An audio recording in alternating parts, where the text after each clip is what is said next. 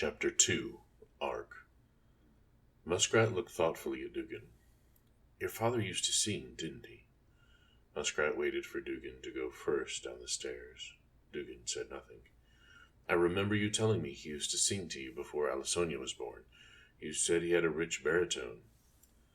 Father says work keeps him too busy these days. He does not have time to sing. Doogan's chin drooped a little and his voice grew quieter. I do what I can for Lassa. The conversation threatened to dampen their adventure, so Muskrat dropped it. The two boys made their way down to the first floor. No whispers bothered them, even though they encountered several. Doogan grimaced at the front entryway as they passed. I would not be able to do anything about that barrier anyway. Doogan led them to a more intimate meeting room with plush chairs, several cabinets, and a small bar. The young Riftwind walked over to a cabinet in the far corner. I need you to unlock the small drawer in the middle of the second row, but do not open it.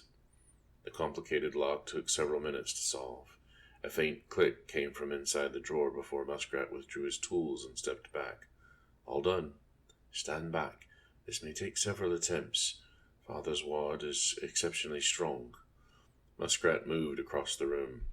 Astrape peo. Doogan waved his hand over the tiny drawer.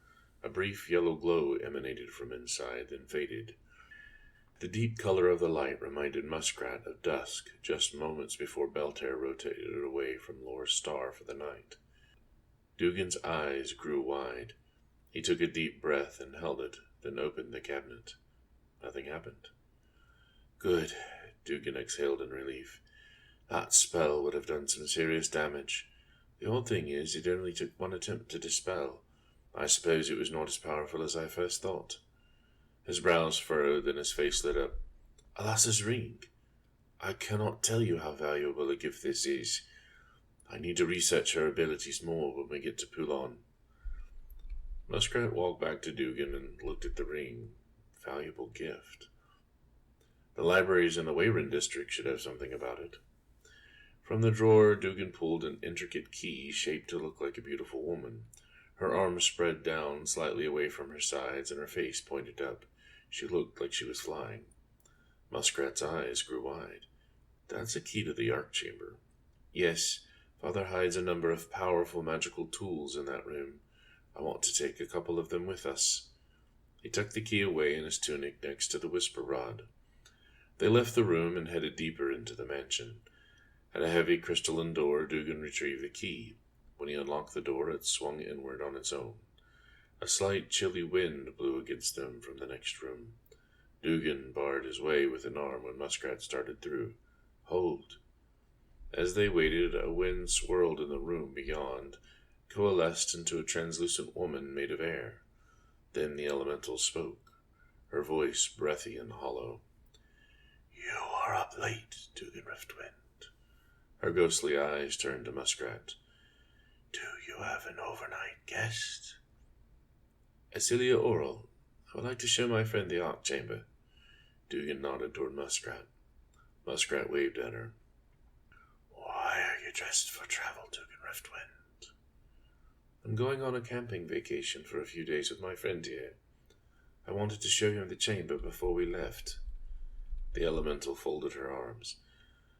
I cannot let you pass, unless you know the passing word. Sinessa, Doogan stated clearly.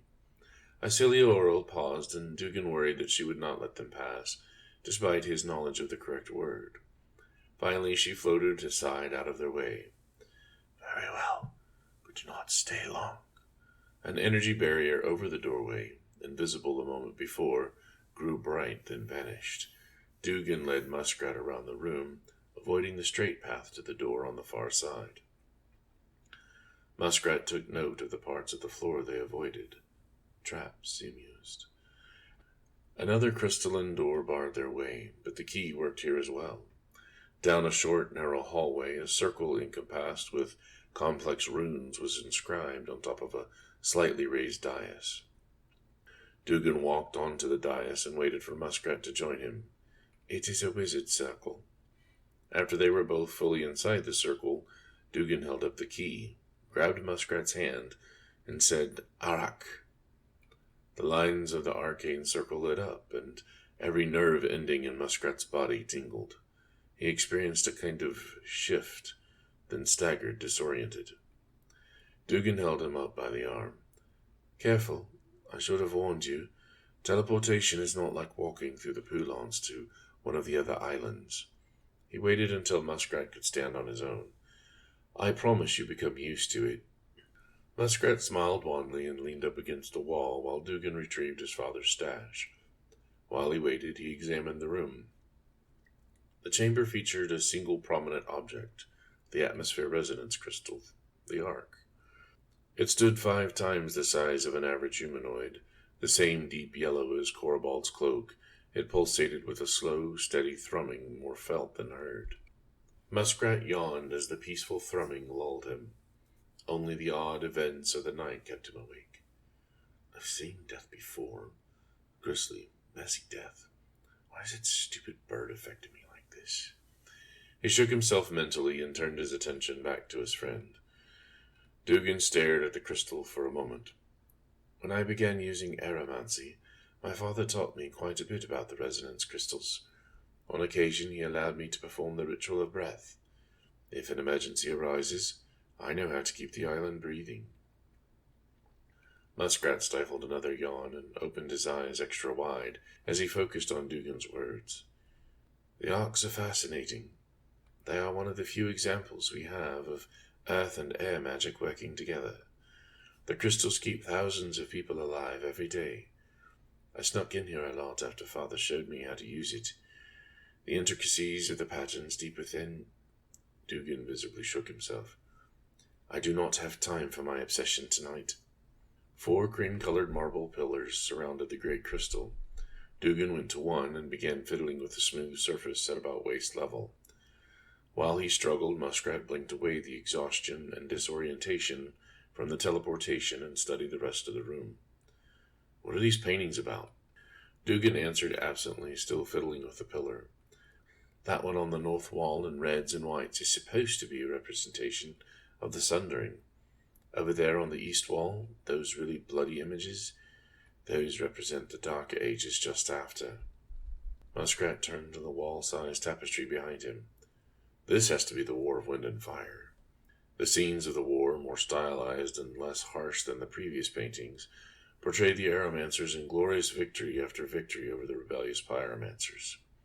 On the west wall, a smaller painting drew Muskrat from his perch. "What is this one?" Doogan looked up. "That is supposed to be all 4 of the Allomances." An artist sympathetic to the current rulers of the islands had painted this work. Or at least they were heavily paid by them, Muskrat thought. In the upper left corner, a figure wearing tattered red rags sat in a rigid metal chair. On his head sat a heavy metallic crown, his face expressionless. Below, in another square, a dilapidated boat floated on a gentle river, piloted by a poor, silly-looking figure in blues and white. Across from the corner with the river, the distinct image of a Poulon stood. 4 mysterious figures in gray robes stood under the arch, faces lifted toward its apex. "Do you really think the Geomancers died whenever they went through a Poulon?" Doogan shrugged. "That is the legend. Not long after they created the gates, they supposedly went in and did not come out on the other island. It is difficult to say for sure. According to the histories kept by the Amatselian monks, the last Geomancer disappeared more than 400 years after they shaped the last Poulon. The survivors of the Sundering did not keep many written records for the first 3 centuries. When the Kaisoma began to write everything down, nobody but the bards really cared to read it anyway." The upper right-hand corner of the painting showed one of the arcs and an Aeromancer in the midst of the ritual of breath. Unlike the other Allomancers in the painting, this individual was clear and neatly dressed. A look of benevolent authority radiated from his face. The painted representation of a document, the Charter for the Council of Wind, formed the central bridge for the whole piece. "Muskrat, can you give me a hand with this?" Doogan frowned and blew out a deep breath. "I have seen him do this 100 times, but I cannot find the panel." Shaking off the sleep, Muskrat trotted over to the pillar. He blinked several times. The lingering effect of Kyrith's dead Twitterflit still slowed him. forcing him to be even more careful. At this point, he began to wonder if magic had induced the fear somehow. Muskrat turned to the job at hand to fight the nagging unease. This type of magic he knew for sure. His lips pursed, his brow furrowed in concentration. Years ago, an expert craftsman had hidden the panel well. Muskrat caressed the woodwork as if it were the skin of an elf maid. He pressed his ear to it, listening to the fine, polished grain. A moment later, he rapped his knuckles on a panel, and it popped open. Nodding approval, Doogan reached into the compartment and withdrew several items. The first was an ivory scroll case. The Riftwind house crest, a giant funnel of air crossed by a forked bolt of lightning, marked the circumference of the case at its center. Next appeared a small metal vial corked by a black stopper. Two beautifully crafted and obviously magical wands followed.